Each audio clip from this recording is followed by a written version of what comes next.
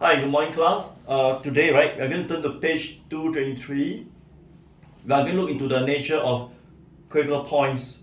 We have already discussed the nature of critical points before. Previously, we talked about checking for the nature of critical points using the first derivative test. Today, we are going to do the same thing to check for the nature of the critical points, but instead, we are going to talk about the second derivative test.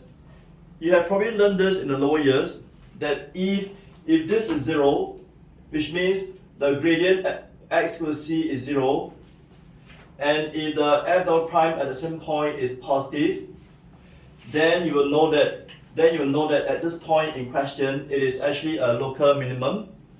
And if this second derivative is negative, then at the point in question x equals c, you attain a local maximum. Now it is important to recall that in the event that the second derivative is 0, it means the test is inconclusive, meaning to say that potentially you have to go back to use the first derivative test. Right, now let's look at example 18. Example 18.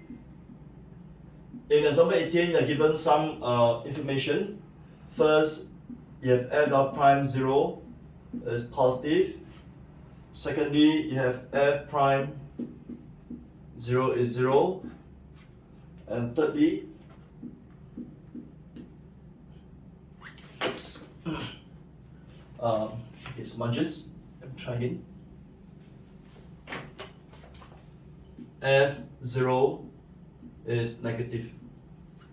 Now, given this condition, right, and you're given 5 graphs to choose from, this condition alone allows me to zoom in to only 3 graphs, B, C, and E, right? This condition alone allows me to zoom in to just B, C, and E. Okay, so what I'm trying to say is, okay, from this condition alone, B, C, and E are the only possible ones. And then with this condition, that the gradient is 0, it tells me that E is out. So you're left with B and C. And then between B and C, right, because the f double prime is positive, which means the gradient at that point should be increasing. So looking at two graph, right, you find that the gradient is increasing only for the graph of B. For the graph of B, the gradient is from negative, less negative, then 0, then more and more positive. So at the point 0, right, because the f dot prime 0 is actually positive, it let me zoom in to just graph B. So graph B is the answer. With this, let's turn over to look into concavity of a function. Concavity.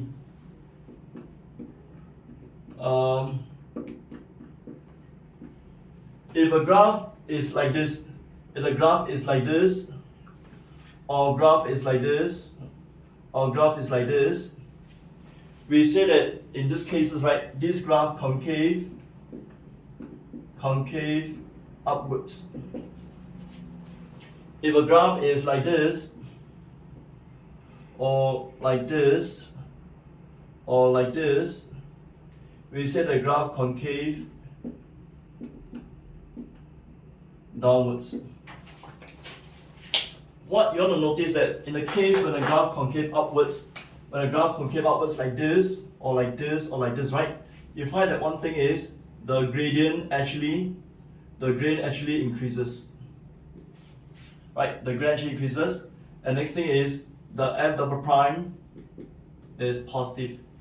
If the f prime increases, f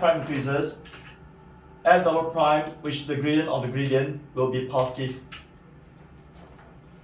In this other case, you'll find that the f prime actually decreases. And when the f prime decreases, you realize that the f double prime is actually negative.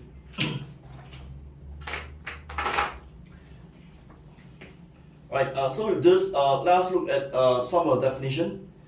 Firstly, you are told in the first box, right, on page 224, I believe page 224, a function is differentiable on an open interval. The graph of f is said to be concave upwards on the interval I if f prime is increasing on it. Like this example, no? Within this, for this part of the graph, right, you find that the gradient is increasing, the gradient is increasing, the gradient increasing. Likewise, if the gradient is decreasing like this one and the gradient is decreasing like this one, this is very negative to less negative towards less negative, you know. So lesser negative. Sorry, let me rewind. This is very positive, less positive, and lesser positive. So the gradient is actually decreasing. This is negative, more negative, more negative. So therefore the gradient is decreasing. Let me be more precise. Okay? Positive gradient, less positive, lesser positive is decreasing gradient. Near zero gradient, negative gradient, and more negative gradient. That's also decreasing, right? So when a graph have a decreasing gradient, you say that it is actually a concave downward graph. The next thing is, you are given a theorem. It says that if you are sure of this, you are given this fella, right? You are given this fella. You are sure that therefore the graph is actually concave upwards. If this condition is true, then you are sure that the graph concave downwards. Okay. While this condition does imply this, and this condition does imply this, the converse need not be true, which means I could potentially have a concave upward graph, but the f double prime may not be strictly positive, you know. Give you an example again. Give you an example. If I got f of x equals to x power 4, this graph looks like this. This graph looks very much like the x squared graph. Okay, this graph concave upwards. Why is it concave upwards? If you differentiate once, you get a 4x cubed graph. This graph, this graph of the gradient, right, is actually an increasing function. So from here, I know that this graph actually concave upwards. However, in the second derivative, right, which is 12x squared, this second derivative is more than or equal to 0, and it's 0, right? F dot prime is 0 for x equals to 0. So this one such example to show you that my graph can be concaving upwards, but the second derivative need not be always strictly more than 0. It could potentially be 0. In this case, I have an example where the f dot prime graph is actually 0 for one value x equals 0. Right. Okay. Next, let's talk about this thing called inflection points. What are inflection points? Inflection points are points where the curvature of the curve changes. We have talked about inflection points before. Let me now draw you more vivid diagrams to show you inflection points.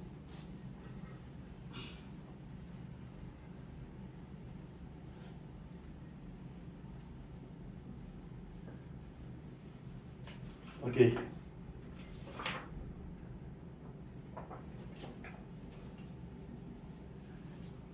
I should use this.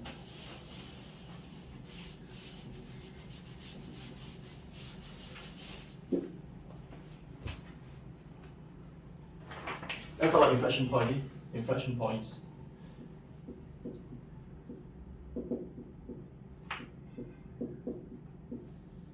Okay. Give me a moment.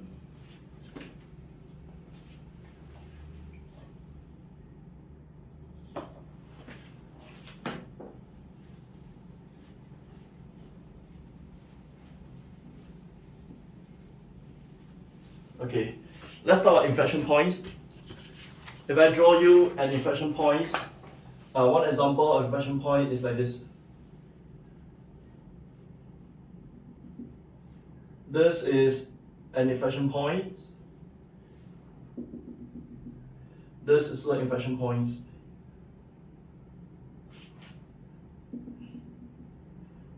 This is an inflection point. And then this is the inflection point. Okay, so these are examples of inflection points. Why are they inflection points though? Inflection points are points where the curvature of the curve actually changes, or the curvature or concavity of the curve actually changes. Over here, right? Over here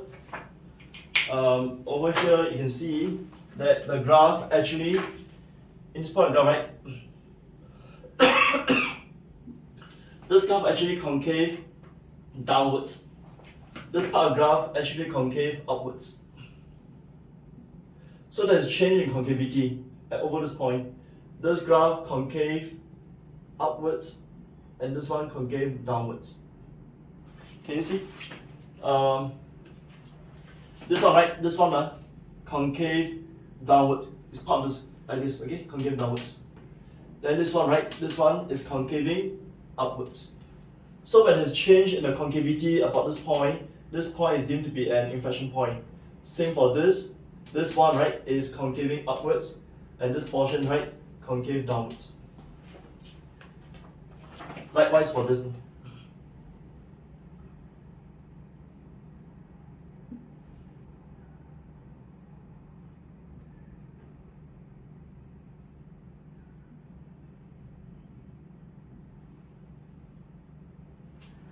Okay.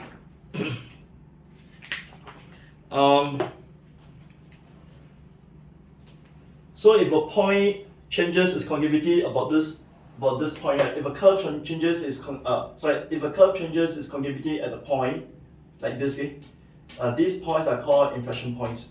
And how do we actually locate inflection points though? To locate inflection points, right, first and foremost, we look for inflection point. First and foremost, we look for points where the f double prime x is 0 or they are undefined. That's the first step that you do. You look for inflection points. And secondly, right, you look for inflection points. To look for inflection point, there are two steps. Okay, first step is to make sure that you look for these points. Secondly is there must be a change in sign.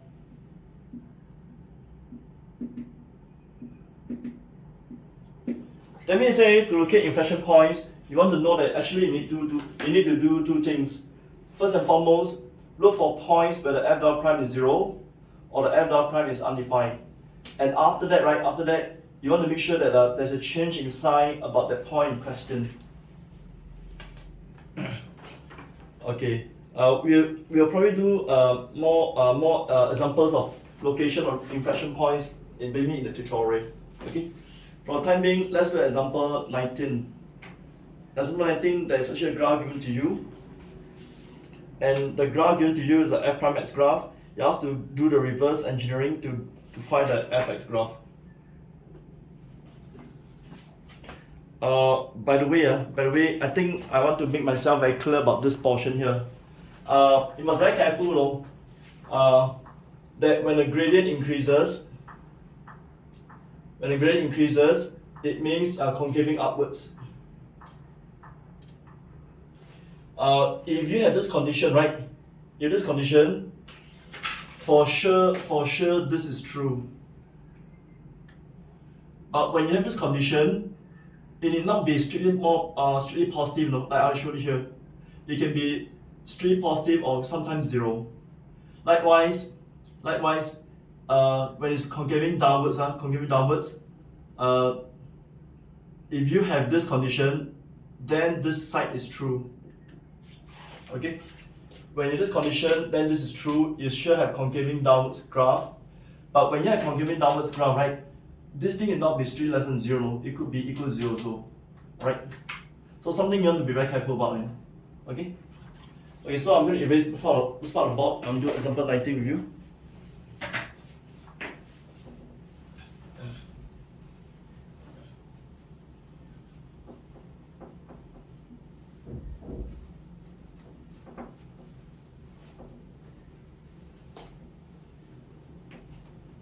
Okay, example 19.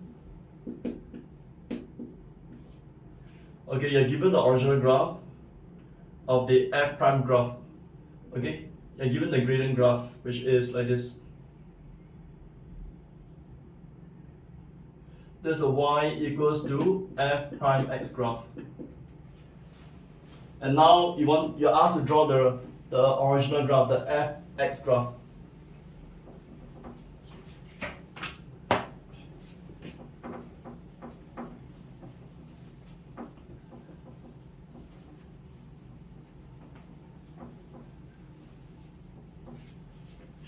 Okay. How do you draw the fx graph? Now to draw the fx graph, right?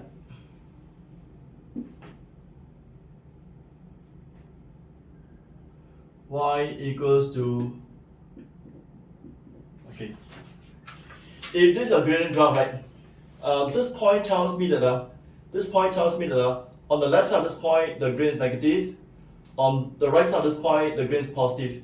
So this point tells me that in the fx graph it was actually a minimum turning point. So I would expect this to be a minimum turning point. Maybe like that. Okay, maybe like that. Maybe like that. Okay. Then this point tells me that on the left hand side the gradient is positive, on right hand side the gradient is positive also. At this point here is zero gradient. So this one tells me that you actually have a saddle point in between. Like that.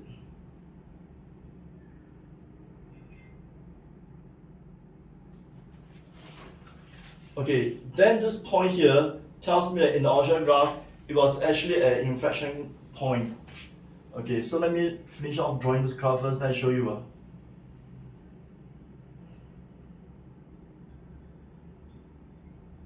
Okay, so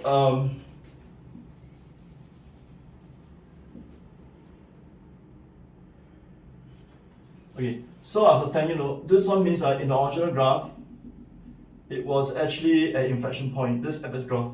If you amplify this portion here, right, it will look something like this, no? It looks something like this.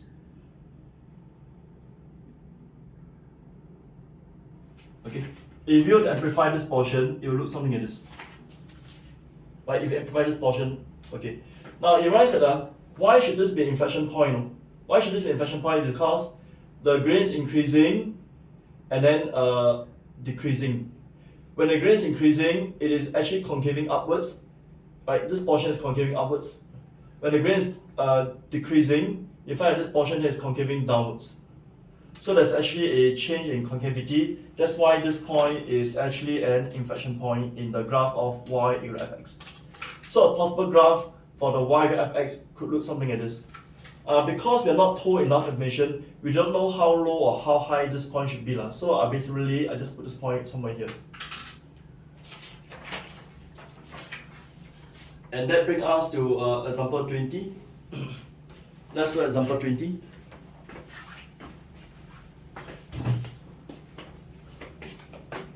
Okay, as I said again, we'll probably come across questions in the tutorial that give us a chance to locate inflection points. Right, so bear this in mind, there are two steps to do. Okay, you must first do this, followed by make sure the sign changes for the f double prime x at the point in question. I'm going to erase this portion.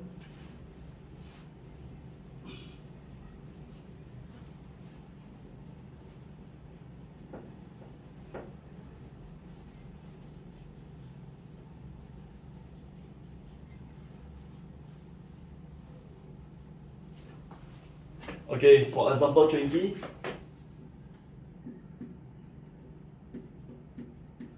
Okay, for example 20, there are altogether 3 curves, 1, 2, and 3. You're supposed to identify which is which. Which curve is fx, which one is f prime x, and which is the second derivative. Okay, give yourself a little moment to think through.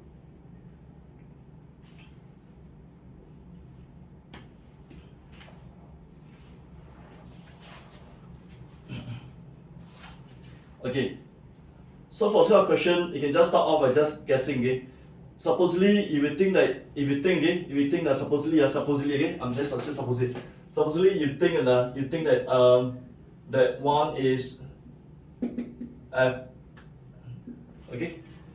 If you think that one is f, okay, then if you think that one is f, okay, if you think that one is f, for example, if you think that supposedly one is f, then for the graph of 1, it actually has a turning point, right? It's turning point, right? So if the graph of 1 has a turning point, that means to say the gradient at the turning point, the minimum turning point is 0, which means in the other two graphs, one of them must be 0 at the point. So looking at 2 and 3 right now, you find that actually doesn't work. For 2 and 3, there isn't any graph where the value is 0 at the minimum turning point of graph 1. So this is not true. It can't work. So let's try. If you think that 2 is the f prime graph, f graph, okay? Supposedly 2 is the graph of f, okay? If you think that way, okay? So for the graph of 2, right? For graph of 2, it has 2 stationary points, no? You look carefully, graph of 2, right? Graph of 2, it has 2 stationary points, right? So because it has 2 stationary points, then the gradient at the 2 stationary points must be 0, right? Okay, so in the graph of 2, right, since there are 2 stationary points, then in the other graph, one of them must have 2 x-intercepts. So look carefully, if graph of 2 is, okay, if you think that graph of 2 is actually the graph of f at x, okay, so then if that's the case, right, then 1 must be f prime. But if 1 is f prime, okay, then f3 must be f double prime, right? So can graph 3 be f double prime? So look carefully, you know. Graph 1 has a turning point, right? At the turning point, graph 3 must be x-intercept, but it's not true, is it? It's not true. Therefore, this is not up. So therefore, this is up also. This is not true. Not true. No. Right? That was up. So now you want to try. Supposedly 3 is the graph of f. If 3 is the graph of f, right? Okay, graph 3. Okay, graph 3 is the graph of f. Graph 3 has 2 stationary points, and there should be 2 points on the other graph that has 0, that has a x-intercept at those 2 points. So it looks like graph 2 matches. Graph 2 indeed, right? Graph 2 indeed has x-intercept at the 2 points. So graph 2 must be, graph 2 is f prime. Then graph 1 is f double prime. So therefore, with this, right, my answer therefore is E.